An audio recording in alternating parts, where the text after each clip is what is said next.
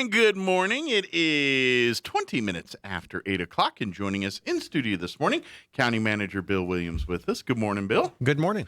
And just so we know, we did get a text from Sheriff. He's got some. He's busy. He's delayed, or I guess criminals did not heed our advice. Yeah, I know. We just got through telling them, hey, make an appointment. That's right. Do your crimes. Yeah, and so we can get this scheduled after 10. You know, and I'm done. So apparently they didn't take heed to that. So Sheriff's busy this morning. I hope when he catches them, he just locks them up for a little longer. That's right. Hey, you inconvenienced my day. I was supposed to be on the radio this morning. What a mess. And that Maze Lumber ad was really good. You sit here and you don't always hear the ads and everything, and then talking about the wood stuff that they have over there. That is the place to go. I don't know if you're a woodworker, but if you ever need to, I know they got a lot of woods, exotic woods, hard to pronounce. Yeah. Well, and Richard knows where every single thing is over there too, and that's pretty amazing too. Just go and try him and say, "Hey, Richard, I need a doorknob for a 1946 sloggy door." And he's like, "Oh yeah, there's one over here." Yeah, that is true. I've this seen other that building. I've witnessed that myself, where he just really has it. And Mary Jane, if Richard can't find it, Mary Jane can find it. Because they do. If Mary Jane can't find it, you don't need it. And they have so much stuff. Yeah. And to the person at the lay, you're just like, holy cow, how do you know what's going on here? Yeah. And to them, it's a system and they got it down. Yeah. But the rest of us, you're just like, oh, I don't know where to start. I mean, I really do. I love going there, but I'm kind of a hardware store guy anyway, But absolutely. But yeah, I know I've been doing those hardwood ad commercials, and I'm like, how do you say this one? Babinga? Babalinga? I don't know. Yeah. So, they carry all those exotic woods. Mm-hmm. Bloodwoods and something called Bablinga or something. Yeah, Babinga. Babinga, that's it. No, they have some really good stuff, and it's fun to go dig through it and good deal. Save up your pennies to buy it. It is exotic wood for a reason. Yeah, it's like you go to the caviar store, you're not going to get cheap caviar. You're going to get the good stuff. So right. Now Bill's in a week early because of County Commission met a week early because of the legislative session. We're going to the legislative session next week. And as I said, we're going to all be up there shaking our heads, wondering why we are up there. Yeah, absolutely. Now, now we got a 30-day coming up next week. I do want to just put bees on bonnets. I haven't locked down time yet, but tune in Monday. We're going to get Greg Nybert, state representative, to join us before they're actually all heading to Santa Fe, I think after lunch on Monday. So we're going to get them on the radio, and I know it'll be at least Greg joining us, and we'll kind of see what they're expecting going into their trip to Santa Fe here. So, well, he's always he has so much information. I just love to listen to him. Yeah, he's got it figured out. Got it down. He's got his finger on the pulse of everything, and the good, the bad, the ugly. He's got the info for you. So so Greg will join us on Monday. I got to lock that down here after the show. So, but County Commission did meet yesterday. Yeah. So was this a pretty big agenda? Pretty light somewhere in between? It was really pretty light because it's kind of more housekeeping in January. We do things like the very first thing that we do is we elect the chairman and the vice chairman. Yes. Because if it changes, they literally get up and change chairs right at that point. So all you get to do is open the meeting, ask for the pledge, and then you're out. All right. But this year we actually reelected Chairman Cavan. Okay. And also Vice Chairman Bilberry. We're both asked to do it for another year. They figured they did a good enough job, and everyone else did the nose thing, not it, and Will forgot to do it last, and you're president again. Yeah, not it. So Commissioner Cavan is our chairman for another year, and Commissioner Bilberry is our vice chairman for another year. So that's the very first thing we do. And then also in the January meeting, we have our obligatory resolution stating that we are going to follow the Open Meetings Act. So every county commission meeting will be advertised appropriately. Mm-hmm. We will have the agenda out at a certain time. And we also do the one for the Indigent Health Care Hospital Board at the same time. So the IHC meetings are quarterly on the third Thursday as well.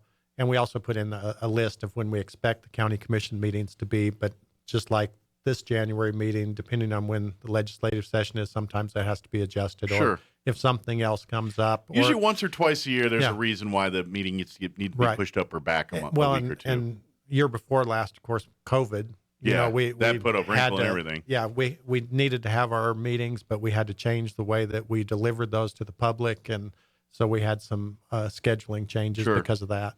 And I imagine with this being an election year too, that might add a few wrinkles to needs on things for meetings like that. It really does. There's lots of little pieces, but it's just stuff that we have to do every year just to make sure that we're doing it right. Well, and we all talk about housekeeping and all that and minutia and all this, but really this is the yes, it's a simple, mundane. Yeah, we keep it, but to be honest, it's the backbone of how everything operates. Well, it's kind of a reminder. Yeah. We need to remind ourselves every year that we do it this way for a reason. We do it this way because it's a statute requirement. Sure. Yeah. But it's almost kind of a like a reaffirming of this is what we're committed to do. This is how we're going to do it. And come hell or high water, this is how it's going to happen. Right. So, and that's just a reaffirming. And we a few times a year have a budget adjustment, but usually we have a budget adjustment after the first of the year.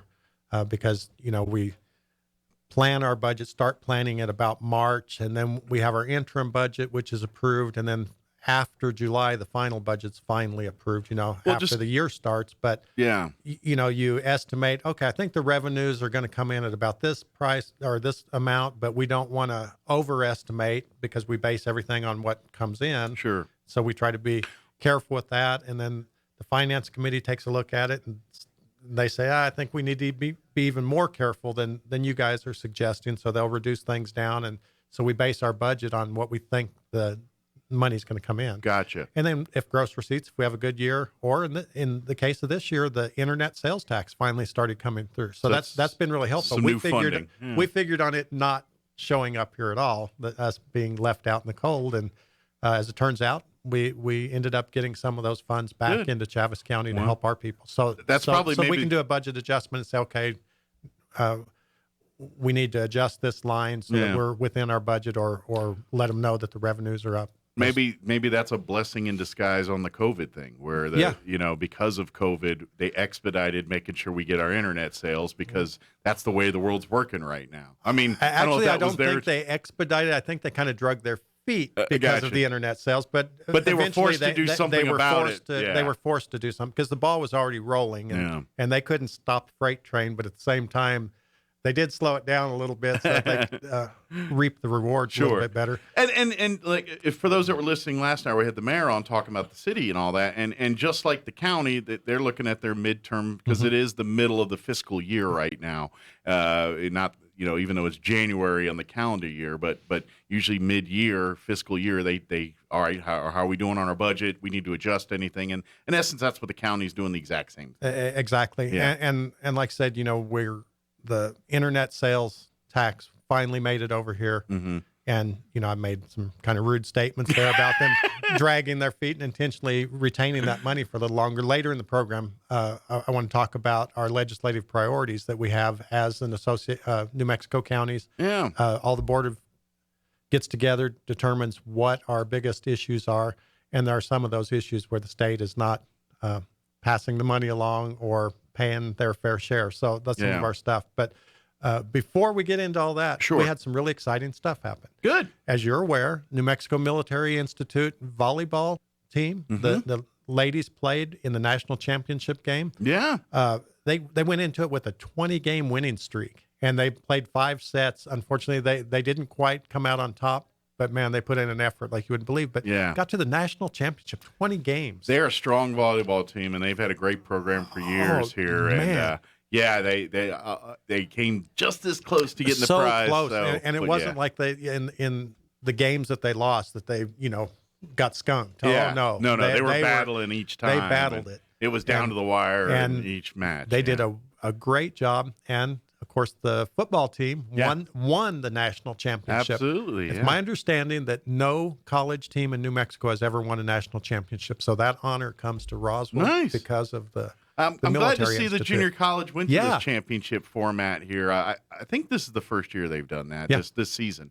And it's great to see the Institute already in the first year of doing this are already on top, making dominating. a statement in multiple sports here. So that's they scored 24 unanswered points in the first half. They had 31 points on the board, 31-0 before their opponents scored 13 by the end of the game. But so we had 2 proclamations for them. Good. The New Mexico Military Institute Bronco National Champions Day in Chavez County was yesterday, and that included both the volleyball team and the football programs. Great. As champions of Chavez County. But I mean, the Broncos did some great things, and so maybe everyone put on your calendars. January was yesterday, the 14th or the 13th? January 13th. So maybe get your Bronco Champion Day. Maybe get your NMMI uniforms, jerseys, and I wore sweaters. my red tie. That so I could at least have red. Red, black, you're good to cover either way there. But absolutely, yeah, that's great to see. No, that was a neat thing, and of course the campus is closed, so the students couldn't really come out. They did have the general and the coaching staff, some representatives, and 2 of the football players did make it out. Good. Of course, the volleyball coaches made it out. And they actually accepted the proclamations on behalf of the Institute Thursday morning. But Wednesday night, they had the student body, the Corps cadets, went in, and they had a program for them, letting them know about them being the national champions. I saw, matter of fact, I think there's some footage on our Facebook page. Yes, there is. There absolutely is. And that was a very neat thing. Yeah. And I kind of felt like Forrest Gump because here it is. This is a huge, big event, something really great. Yeah. It's first time ever to happen. And here we are. And I had the opportunity to read the proclamation. So it's kind of like Forrest showing up. Bill Gump shows you go out there like, what do you think, Bill? I got to pee. Yeah. Well, you pull that move. I managed not to do that. But I did wear my smiley face T-shirt. Drink too many Dr. Peppers before you had to get on the stage. But no, what a great thing for our community, and way to go. Absolutely, that's neat, and I bet folks, they bring it to them again this year. I bet this past season they started playing games at the Wool Bowl on Saturdays. The football team, the junior college football team. Folks, I imagine they're going to be doing that again this next season. If you got some time on a Saturday, go to a Broncos game. If you're a football fan, you're going to love it. It's a great football experience to go watch the JUCO team, the Broncos, go out and play games in that Wool Bowl, because they used to play most of their games right there in the campus. And, right. And it's now you're more than welcome to go to those games, but it's actually kind of cool because you're literally right in the campus there, and the chow hall's like right behind you on one spot, and and it's just the student body's there, but the Wool Bowl there is a great venue to go see that game. Yeah. So next season here, next fall, when the Broncos are back at it, go make sure you make plans to attend a game or two there at the Wool Bowl next season. Yeah, that would be really really neat. A great. I know we carry some of it on the video and all that, and that's great. But you that have the fortunate luck to be in town for it, go to the Wool Bowl and watch a game or two out there. And watching the highlights of that game, it was just amazing. Yeah. I mean, and the records that the Institute players got, number one in the nation in this, number one rushing, number one, And it was great. I got a chance to talk with the coaches prior to winning the championship here, and it's great because it's all us, like local, like the head coach, the current head coach there.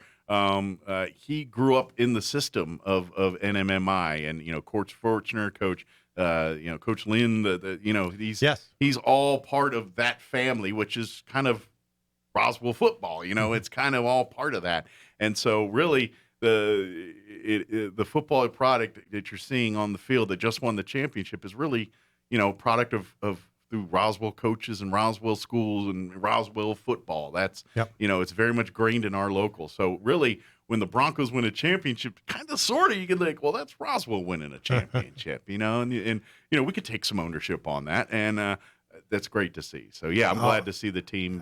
It's great, and I've never seen an organization that shares it with the Corps cadets. Yeah. It's not like, well, we're the football team and the rest of y'all bow down. I mean, no. It's us. It's the whole thing. Yeah. And a lot of people didn't play on the team, obviously, but I mean, they brought the trophy literally back for everybody. Yeah. And it's a military school, and they've got a military mindset.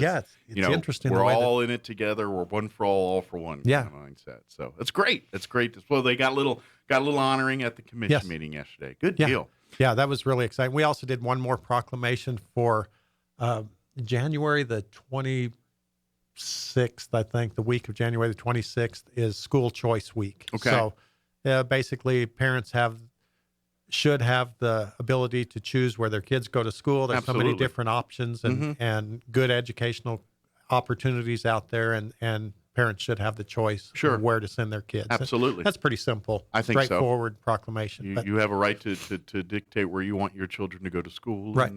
And for whatever reason, what fits you, might not fit your neighbor. Absolutely. That's little Johnny next door. He needs to be in reform school. Needs a little bit more attention than maybe somebody else does. But you're absolutely right. Yeah. So that kind of just spotlights and reminds folks and says, hey, raise awareness for you do have a choice in your education. Make sure you research that. We've got great public schools here in Roswell and Chavez County, but we also have the great charter schools and private schools. Absolutely. And everybody just needs to weigh those options and, like I say, figure out what works best for their children. Absolutely. So, that's how this country works. You know. That happens to not be broken right now. It's no different than in a smaller scale. But when you go to the store and you're like, well, I like brand milk A over brand milk B. I'm getting brand milk. No different in your schools and everything else. I prefer, it's think about colleges when you get how many people you should go to my Notre Dame or my whatever it is. It's no different there. So it's but that should be the same way from the moment they start their education till the moment they're completing their education. Right. That's absolute good deal. What's next we want to make sure we cover? We also had a presentation from Next Era Solar. They built the Roswell and Chavez County Solar about 6 years ago, as it turns out. I didn't realize. Yes, on Pine, just off Pine Lodge Road. Yeah. They did that 6 years ago. We were discussing it yesterday. Already? Yeah. Seems like it was last week or maybe when they started. I don't know exactly when they turned it on, but COVID did it to us. COVID. Well, that's true. COVID messed up everyone's timeline. Timeline is messed up. Yeah. So they did a 70 megawatt Roswell Solar. They did a 70 megawatt Chavez County Solar for a total of 140 megawatt. Okay. Now they've purchased about 300 acres, or in the process of purchasing about 300 more acres just to expand it 30 megawatt more, which will make us, of course, 170 megawatt. So, I caught it at least. As long as we're not getting into gigawatts like Marty McFly and Back to the Future, Dr. Brown, Doc Brown. Doc Brown, there you go. Yeah. So they're going to have a increase of capability out there, and they don't have to go back through the process or anything because it's kind of within their original special use permit. They're just expanding the fence a little bit. Okay. They're not changing the infrastructure. They're just adding additional panels then that will tie into the thing. Okay. An interesting thing about that, though, is there's still industrial revenue bonds that are paying for that. Okay. And, Mayor Kentai was on earlier talking about industrial revenue bonds and Admiral Beverage. And the difference there is Admiral Beverage, they're going to bring quite a few jobs into our community. Sure. And so, as he suggested, there's a potential for somewhat of a offset of property tax. They still have to pay, but maybe not as much. That brings more money onto the table. Negotiated, but when you have something like La Prino with 500 jobs in the community, you can see your way clear to say, well, that's their impact 100 acres, but we can offset some taxes, and it's going to bring so much more back to the community. Same thing. Admiral Beverage has a lot of personnel that are going to be there.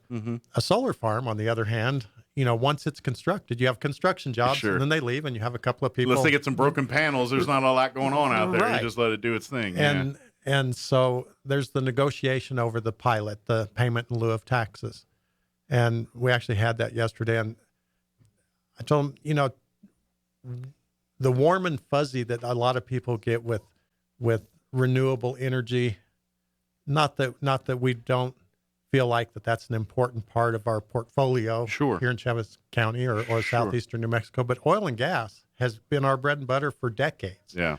It has provided the schools, it's provided the roads, it's provided all the infrastructure you don't want to bite that we the hand have. that feeds you. and if the playing field were leveled, where they got the same subsidies as these other things, we'd feel a lot better about it. But we're mandated to allow them to build these renewable energy farms and stuff. And then let's face it, the solar field, if without oil and gas, they can't build their Well, their solar panels.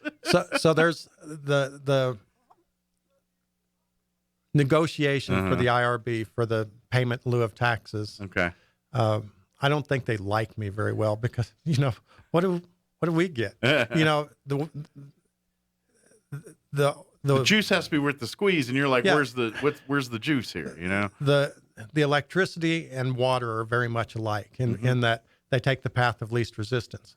So if you generate some electricity over here, it's going to come out of the first receptacle that's closest to it. It's not going to California. Right. Although you can pay to have green energy at your place, you can pay an additional fee, and you'll get the solar energy. Well, it's actually going out here, but the power's not coming down the line this direction towards you. It's going out, so sort of an offset, but it's kind of on paper, you're getting green energy. Right. And my thought about that is, and this green energy that's being sold through the power lines is going somewhere like California, Arizona, Austin. I don't know where it's going. Right. And they actually are not to the point where they want to tell us who the final purchaser of it is. Okay. But in a lot of ways, I feel like, well, if you were to build a solar farm in Austin and you took that 300 acres or whatever off of the tax rolls, the amount that you pay in pilot is going to be, even if it's a reduced amount, it's going to be much more than you pay in New Mexico, where the cost of land is a lot cheaper. Sure. And so my take on the whole thing is, well, in a way, you're taking advantage of us. I think it has less to do with how much solar time we have and more to do with your It's taxes cheaper to are build it lower, here. and we're going to negotiate a lower price, and then we're going to profit on that, selling it We're to gonna make it San on the back Antonio end. or California. It's no different than companies going to China and making the product there for pennies on the dollar, and then turn around, and it's the same concept. They turn around and they couldn't afford the pilot payment over there, but they can come here and try to pay us much less. Yeah. And they started out negotiating with us. Well, we paid Valencia County this much per megawatt hour. Well, this isn't Valencia County. Yeah. And the overall cost, you've already got 140 megawatts here. If you take the cost 6 years later of adding an additional 30, put it with what it cost you to build it the first time, your return on investment is going to be much larger than it is for the same size solar farm that you built near Belen today, because the costs are higher. So yes, I can see that you would pay them a lower pilot payment. Sure. For Chavez County, you Not so already much. have something here, and we're going to negotiate it out. So we've got them to come up. So Okay. over the life of the thing, I think it's somewhere around $660,000 more. Okay. That so far we've.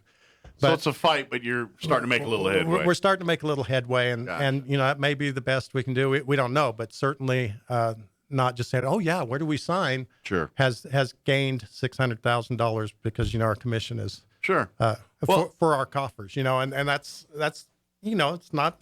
Sure. In government, that's not a huge amount of money, but doggone, it's better than just saying okay and taking it and not getting that. So, Absolutely. So, I'm thankful that our finance committee and our people negotiate those things and, Well, and don't just roll over, because, there's more to all of this stuff than Sure. meets the eye. Well, and especially if this turns out to be a long-term thing, which yeah, it's 30 years. Yeah. The industrial revenue bonds run for 30 years. So, it's something that we have to really consider. yeah, Taxes more than likely are going to increase, maybe only slightly over the next 30 years, but what is that actual value going to be in 30 years? Sure. Because we're locked in Yeah. once we. Well, I we mean, do it, so. what if something? Not that I'm anticipating this, but what if growth happens around there or something, and the land becomes more valuable than what that solar farm's sitting on there? What do we do then? One of the things that we need desperately to do in Chaves County and Roswell is to figure out how to do the rest of the relief route. We've got the relief route on the west side, but the east side relief route has always been more complicated. Yeah. And there's a big push for us to figure out a way to make that happen. Well, one of the projections from 25 years ago when they built the other side was to go right through that area where is now a solar farm. So, that's not doable anymore. So, there's always things coming up 25, 30 years down the road that we don't know about. So we have to be very careful how we don't want to give up the farm, Exactly. And so, I'm like I say, I'm happy that our commissioners keep that in mind and Protect the best interests of the protect county. the best interest. And I know that the city manager says he has a crystal ball that he keeps on his desk just for those purposes.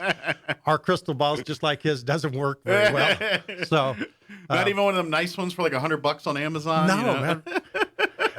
I got it out of the on the airplane. You have the magazine that you can order stuff. That's where we got ours, and we thought it was going to be the high quality one, but turns out it's on the fritz. I think it's still here. You laugh. We actually have one around here somewhere. I think we have a sales manager that buys weird things, and we use them. And one of them's an actual crystal ball, and it was like $150. If I were you, Mike, I wouldn't cast stones looking around your space here and weird things. Well, in all fairness, somebody gave me some of it. Like all my bacon-related products over here are all gifts. Some of this back here a little bit more than me. No, it's great. It's a very eclectic mix, but it's great. I got a bunch of stuff. I like the there. Bob Ross. That's one of my favorites. Bob Ross is means I loved Bob Ross growing up. That was I'm actually kind of bummed about what happened in that world now with there's a documentary on Netflix that does not portray the people that it's not Bob Ross's family, it's the partner that he had, and it's a whole thing. Oh, really? I'll have to watch that. Like pretty much all the Bob Ross apparel, none of that goes to the family. Well, you might be old enough to remember. Do you remember William Alexander? He was the one that was on before Bob Ross. He was like Bob Ross's mentor kind of thing. Yeah. He was an elderly gentleman. Yeah. I was much younger than he probably wasn't as old as me, but at the time he was an elderly gentleman. Yeah. And we're going to do a happy little, I think he had like a little German accent or something. Yeah. And then along comes Bob Ross, and he kind of patterned the whole thing the same way, but man, he took it to a whole new level. And what, if my understanding, like if you're watching that documentary, I think the family, the partners about kind of messed that guy up too. Oh, really? Like he kind of disappeared, and they were part of the reason why. Oh my gosh. Yeah, it's pretty sad to hear. That technique is so good. I thought, well, if they can paint a painting in 30 minutes, it looks that good. Surely I can do one in 4 or 5 hours. I painted about 3, and I said, maybe I need to take the Bob Ross lessons or something before I do it. Truth be told, he wasn't as off the cuff as people think. No. In those, he actually made 3 of every one of those paintings. Yeah. And but anyway, I'm sure we can. We're not here to talk Bob Ross, but check out the documentary, if folks want to. It's pretty good. Well, I just wanted to look at.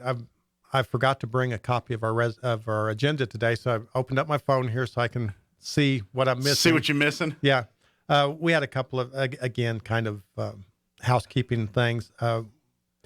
We did our budget adjustment, approval to purchase a couple of fire trucks, and we also have request permission for the EMS Fund Act. We have to do that every year for the 3 departments that have EMS, and that would be Sierra, Midway, and Berindo. Okay. So is that right? Yeah, Berindo, Sierra, and Midway. Gotcha. Perfect. Yeah, I thought I had one of those wrong. So. But one of the other things that we did yesterday, I mentioned earlier, was the legislative priorities for Association County. So I'm going to pull up that little thing, make sure that I hit that. So is this kind of like a wish list that the county wants, or? Well, we want to let the legislature know these are the top priorities for counties. Gotcha. This is the stuff like we want you to This is New address. Mexico counties. All 33 counties got together, the board of directors, and said, what are the most important things? And of course, we have meetings with different affiliates within the Association of Counties. So the manager's affiliate, they get together and say, these are our top problems. And because it's 33 counties, it carries a little more weight, right? Because it's a strength in numbers deal. So the managers, they have their affiliate. They get together and decide what their top priorities are. The clerks decide what their top priorities are. Treasurers, everyone does, and then they send them all to the board of directors, who then compiles the list of these are the 3 top priorities for all of the counties. Gotcha. And this year, House Bill 2 priorities. House Bill 2 is an appropriations bill. And the priorities within that bill are the Detention Reimbursement Fund. Currently, the New Mexico legislature appropriates $2.3 million to house their prisoners, but they don't pay us. So we're saying, hey, come on, can you pay us what you've agreed to do? Yeah. We're housing your prisoners. Everybody else, if we house an outside prisoner, we make them pay the cost. Sure, absolutely. The counties can't hold prisoners. We don't have near the deep pockets that the state does. Sure. And we're responsible for housing state prisoners. They should be responsible for paying us back, but they don't do it. The other thing is we also have to transport state prisoners to the state penitentiary if they have trials. It's our responsibility to put them in a van, provide the escort and the security to the public and to them. All the logistics involved in making that happen. Get them to Albuquerque, for instance, for a trial. The associated cost with that. They don't reimburse us for it. Yeah. They're required to, but they don't. Interesting. And then there's some programs, the REACH, Intervene, Support, and Engage program, RISE program. It's a behavioral health program. We want them to fund that, like they've said that they would. And it's not like you can just stop doing these services, because you can't. Right. You can't just say, well, you haven't paid, we're going to stop doing it. No, it doesn't work that way. I mean, crime goes on. Exactly. And today may be a good example of that. The sheriff didn't show up. The undersheriff didn't show up. It's probably because one of those criminals didn't take a day off. Yeah, exactly. And once he has to go before a judge, someone's got to transport him. And depending on what the crime is, they may be state prisoners. Absolutely, So we're just saying, hey, let's be fair about this. Do what you said you would do. Yeah, pay your bills. And right alongside with that is the Law Enforcement Protection Fund. There is a amount of money that is set aside for law enforcement, for the LEPC, LEPCF or whatever. EIEIO. Niner. Isn't there a niner in there? the Law Enforcement Protection Fund, and they're not distributing that as they said that they would. So that's a second priority that we have. Another one is Courthouse Funding. We're asking that they create a matching fund that would help counties pay for construction and renovation of state district courthouses. The fund would begin with capital outlay request of $50 million to $100 million. It's another unfunded county mandate we'd like to alleviate in the future. We're responsible for providing that space. Yeah. Counties, we provide a health department. We provide cooperative extension service offices. We provide space for the judges. Mm-hmm. There's a lot of things that counties are responsible for providing that people don't understand. They just, this is here, and the state just enjoys somebody it for pays free. for Yeah. it. But the state gets those things for free, and we say, come on, step up and help us with this. And, Chavez County is pretty fortunate. About 16 years ago, we completely redid our courthouse, including the addition on the back. And, we're a larger county. We're conservative with our spending. And so we've got some money in the bank, and we want to make sure that we have good facilities and we don't have a bunch of deferred maintenance. So we try to keep our stuff up to date. And ours is in pretty good shape. Some of these counties don't have very many people, very big tax base, and they're still responsible for maintaining, building a courthouse. And it's some they crazy got the funds stuff. and all that to do that. So the state should be helping. Absolutely. I got the opportunity this week to speak at the Leadership New Mexico Connect program. That's for the people that are under 40 years old, and they came to Roswell. And I followed City Manager Joe Nebb, who did a wonderful presentation. He kind of messed me up because I got really nervous after, that guy stole your thunder. He's on top of his game. So my presentation was probably a little less exciting than his, but still we had a good time explaining how our governments work and how it's you funded. could good cop, bad cop them. It would be like Turner and Hooch or whatever. we were talking about how our governments work and how they're funded and everything. And the fact that there are 33 counties is one of the things I brought up, and the largest and the smallest, and the populations. Did you know that the smallest county in New Mexico went from 655 inhabitants to 545, I think it was. Wow. And it's 2,000 square miles of county. So, and 500 people live in there. Yeah. Less than 600 people in that whole county. What county is this? I believe it was Harding. I knew you were going to ask that, and I intentionally didn't say it because I'm just like, should I want to move to Harding? So they have a tax base. I'm sure it's mostly ranch land. Undoubtedly, I could double the population probably by not showing much, up. but still, they're required to have a courthouse. They're required to provide all these services, just like Chavez County. And so things that are unfunded mandates, such as and they can't even fill the wool bowl. Yeah, help. They literally, the whole population, you get in the wool bowl and still have plenty of room left for more people. They could go to Los Cerritos and have seats left over. Exactly. A busy evening at Los Cerritos has more people. They can't even fill the visitor side on the whole county. Right.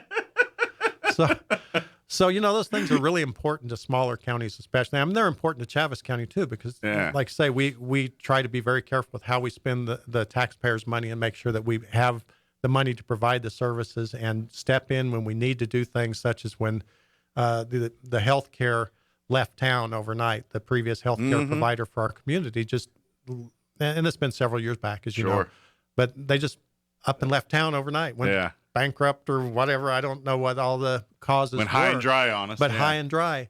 And here we are with no assistance to people in the county that need it. And of course, that causes crime to go up. And, a lot of crime is tied to either substance abuse or mental health care. All that was gone. And Chavez County stepped forward and put forth a lot of money. And in fact, we're still subsidizing the rent for the healthcare provider in our community that's providing the majority of the mental health. Yeah, we talked care. about that. I mean, because they really came in and stepped up. A couple of months ago, we talked about we renewed the lease on the property that we lease, and they've been then a we real good sublet partner it. with you guys. Yes. Yeah, absolutely. But there is a cost for that, and Chavez County, we don't advertise it on the front page that, hey, we're kicking in, helping with this. But those are the kind of things that the county do that people don't always understand. And the state should be doing that. And we're asking, hey, state, you have a law enforcement protection fund set aside to provide monies for law enforcement. Has to be used for law enforcement. We're not using it for something else. Give it to us. Yeah, where's it going? You told the public that's why you're going to put it together. That's why you're going to collect the monies. Yeah. But then you don't give it to where it goes. That's not right. Yeah. So we're just asking them to do what they should be doing. Yeah. We're out of time. I was afraid we were. I was trying to wrap up. Of course, we could probably even, I'm sure Will coming in here, we could talk a little bit more about it if they want next hour here too. But yeah. But county commission meetings, if you missed any of it, you can go back and watch it, right? Yes. This one's on the county. They're all online finally. We're learning still. I mean, we're not, our IT department, of course, is very tech savvy, but the rest of us don't quite understand. A lot of times what you need, Bill, is you need to buy one of these and you need to do it this way. And we're trying to figure out how to get it as good as you guys have here. You guys have a great ability to present things. We fly by the seat of our pants too. So, but we're getting better. When COVID started, we had no electronic version of our stuff. Sure. And we've come a long way in the last year and a half or 2 years.